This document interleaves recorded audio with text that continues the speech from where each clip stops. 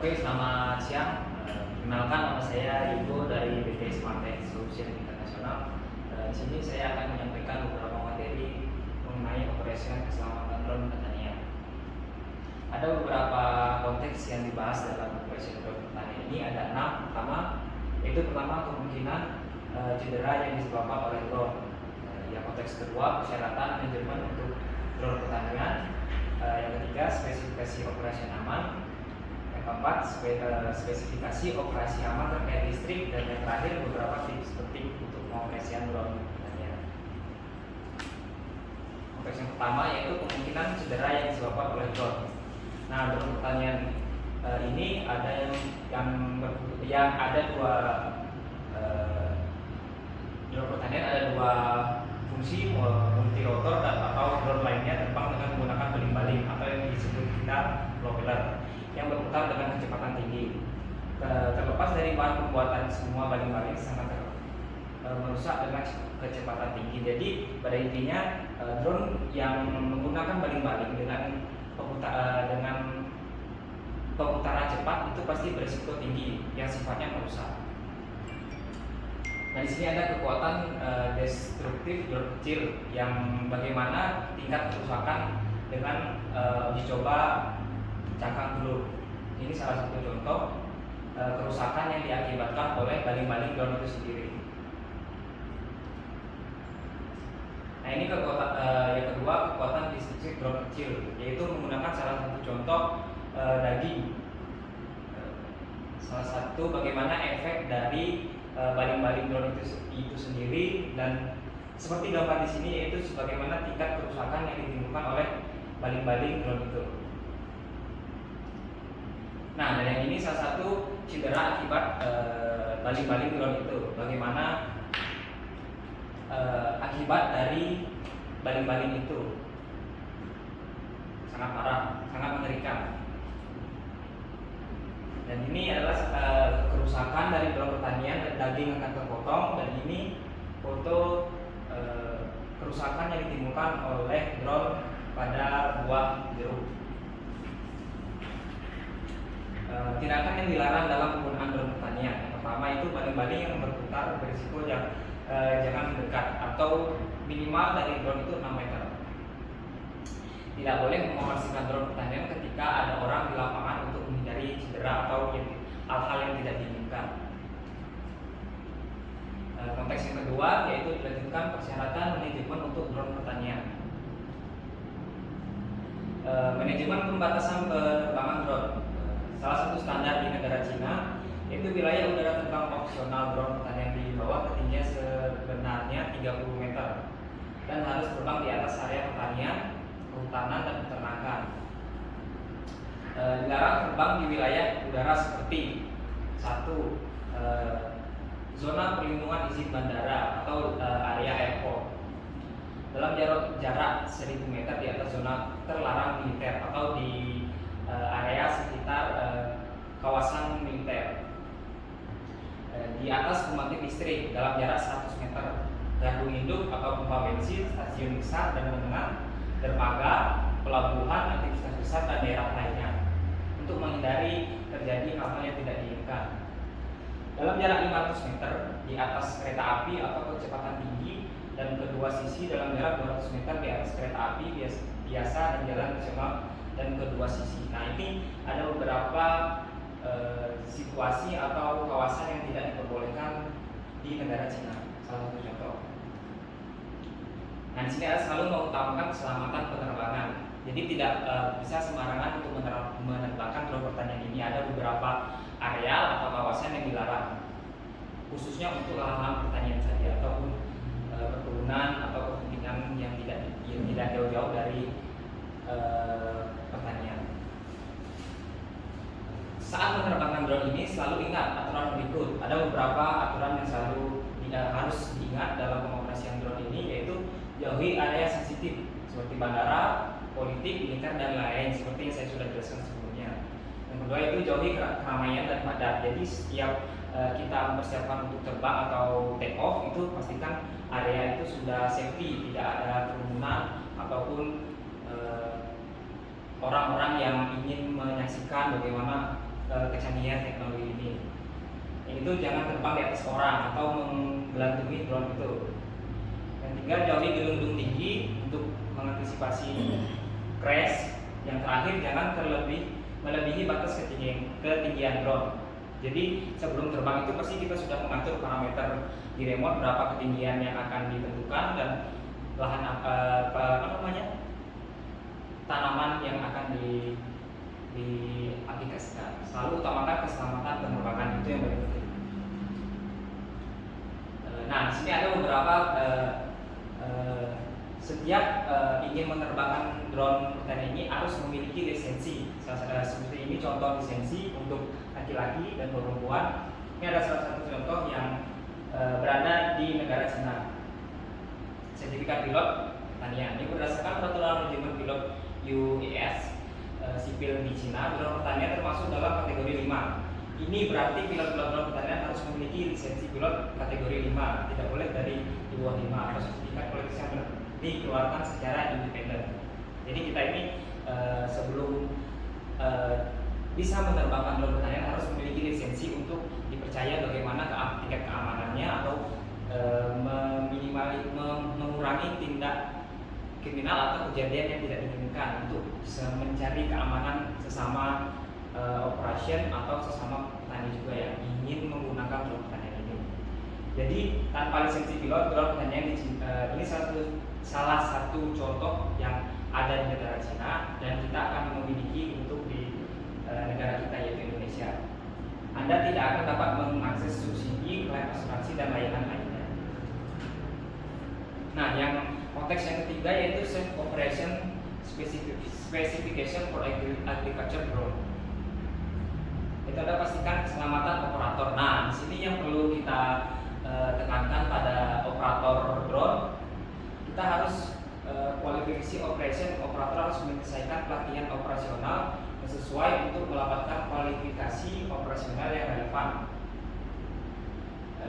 Yang selanjutnya PPI yaitu kenakan pakaian pelindung, itu keamanan operator. Antara lain itu topi matahari ataupun topi lainnya yang mirip, yang untuk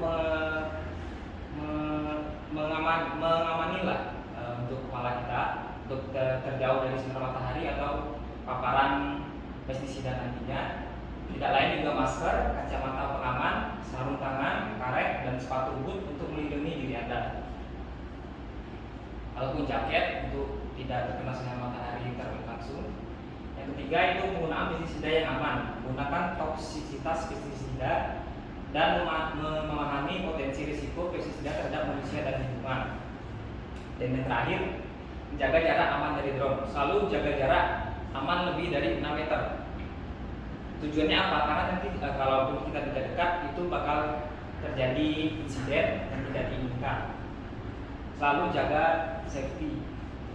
Dan jangan mengambil drone pertanian dengan tangan Anda. Nah, itu dilarang. Seperti contoh yang di awal itu bagaimana tangan kita terkena dampak dari balik-balik atau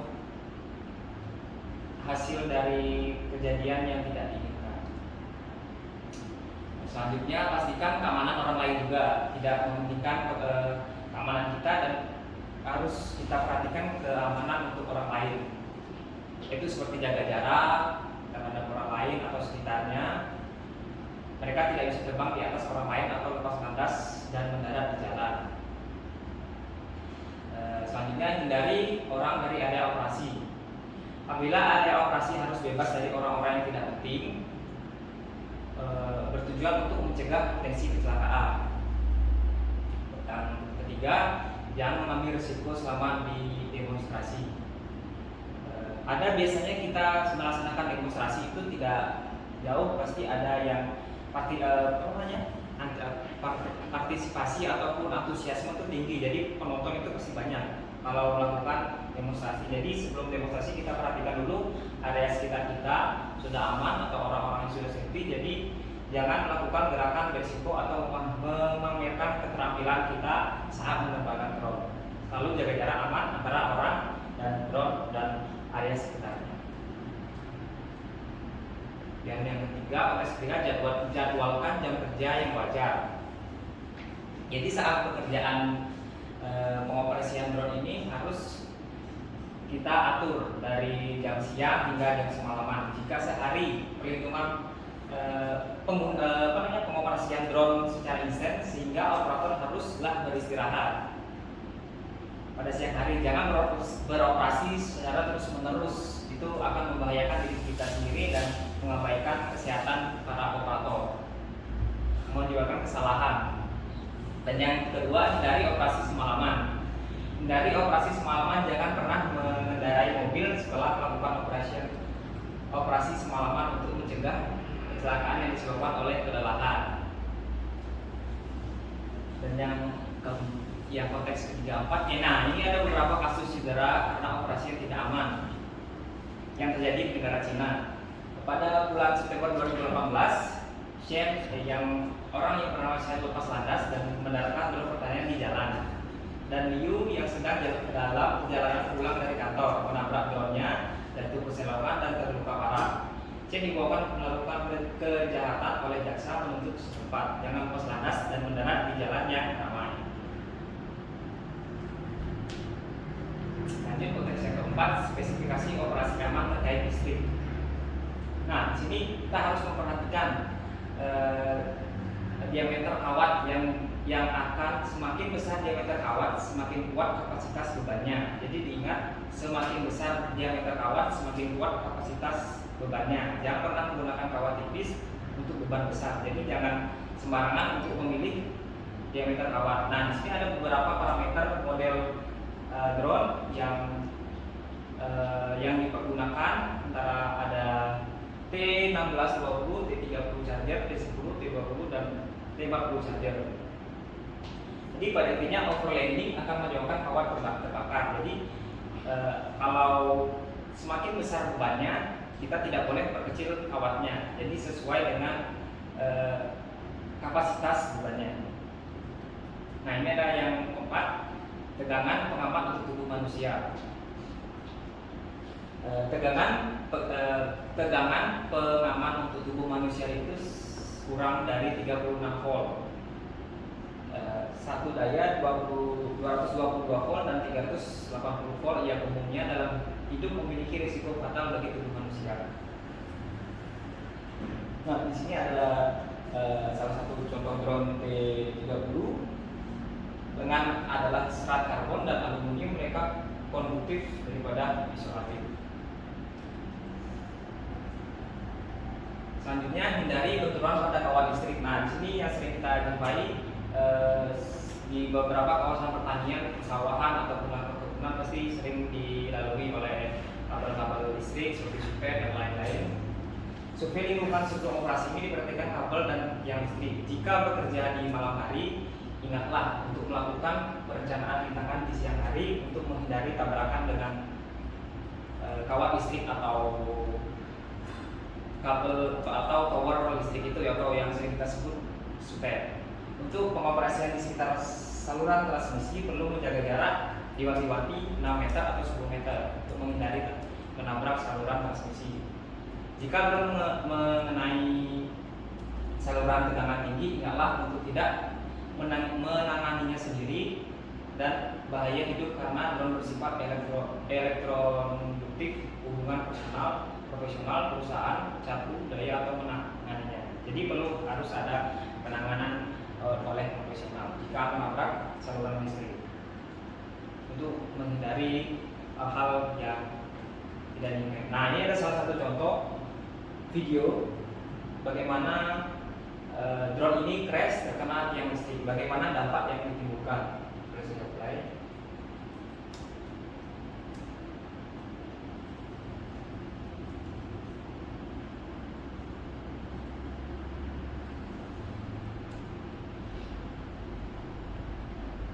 Nah, di situ video singkat bagaimana dampak yang ditimbulkan jika menangani drone yang crash terkena kabel listrik. Tidak boleh ditangani sendiri karena itu berisiko membahayakan diri kita dan orang lain. Bisa insang di tempat atau yang lainnya. Dan terakhir, beberapa tips penting dalam pengamanan penerbangan drone. Beberapa tips penting ada 6. Yang pertama, selama demonstrasi produk untuk melepas landas dan mendarat drone pertanian, penonton harus menjaga jarak sekitar 10 meter dari drone. Staf diharuskan untuk menjaga ketertiban di lokasi dan menghindari selalu dekat dengan drone. Yang kedua, untuk mengajar, Anda harus memiliki area terbuka tanpa kerumunan penonton. Jadi harus safety, harus aman di sekelilingnya. Dan dilarang melakukan di jalan dan alun-alun yang ramai. Yang penting drone pertanian ini diperuntukkan untuk di lahan pertanian dan tidak yang lain-lain. Orang-orang perlu menjaga jarak aman setidaknya 6 meter dari drone pertanian. Yang ketiga, ketika ada anak-anak atau orang tua di tempat demonstrasi atau mengajar, jaga jarak minimal 10 meter, selalu perhatikan untuk melindungi mereka. Yang keempat, tidak diperbolehkan menggunakan drone pertanian untuk segala bentuk hiburan. Fungsinya untuk penyiraman ataupun pemupukan. Hanya untuk entertainment tuh tidak disarankan. Menarik, tidak diperbolehkan menggunakan drone pertanian untuk terbang di atas area aman. Yang kelima, tidak ada sinyal GNSS di dalam ruangan yang mengakibatkan penerbangan drone tidak stabil dan menggunakan metode altitude. Jadi tidak diperbolehkan untuk mendemonstrasikan untuk mengajar pelanggan di luar ruangan. Jadi di lahan tertutup. Dan yang terakhir, ketika penggunaan ditemukan penggunaan drone pertanian untuk beberapa perilaku berbahaya, mereka harus dihentikan untuk menghindari kerusakan. Nah, ini salah satu contoh foto drone yang tidak diperbolehkan mengangkut orang pada drone. Jika di lahan pertanian dibutuhkan seperti mengangkut buah-buahan ataupun apanya, itu diperbolehkan, namun tetap menjaga safety. Memindahkan hasil pertanian dari kawasan satu ke tempat lainnya itu tidak apa-apa, tapi tetap mementingkan keamanan. Oke, segitu dulu dari saya penyampaian